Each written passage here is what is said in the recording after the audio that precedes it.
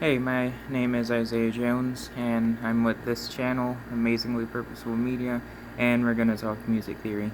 So, music theory is pretty self-explanatory, so we're going to start with the basic terms and phrases you'll be hearing a lot. These aren't going to be technical, but I'll just give you the basic run-throughs. So you're going to basically be working with Roman numerals and stuff like that throughout the whole time you talk about music, any time at all. So you got 1 through 7, and they're going to be Roman numerals.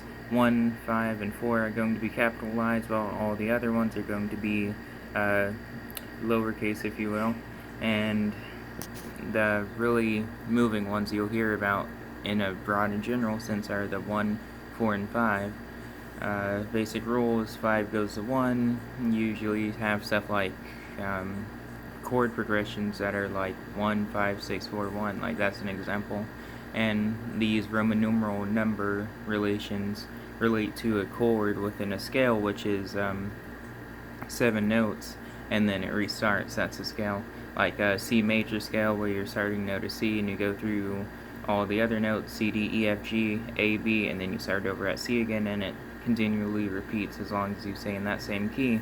Or you have other keys like C sharp, D, D sharp, and so on and so forth, from C to B, and you keep on going for as long as you need it.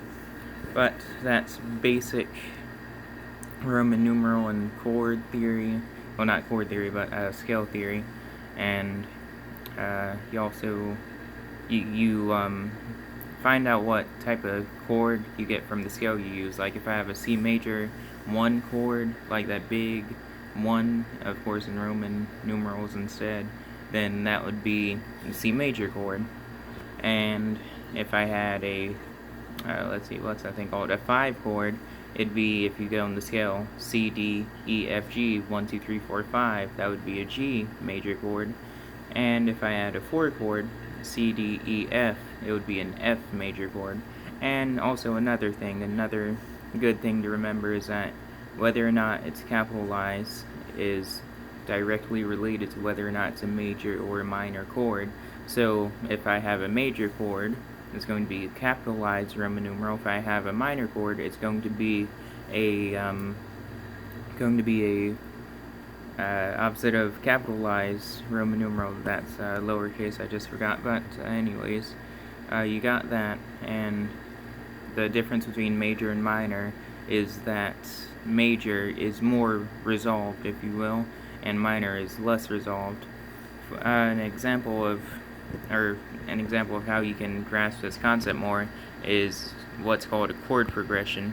Now, in every song, pop culture, whatever, you generally have things in songs like the music behind it being followed by a chord. Like, chord will relate to a certain lyric. Like, if it's a less resolved lyric, or a lyric where you're trying to convey like some, say, depression or sadness or something, you'll probably want to use a minor chord to convey that with the music. Like, the lyrics match up with the music, and the music should match up with the lyrics, hypothetically speaking.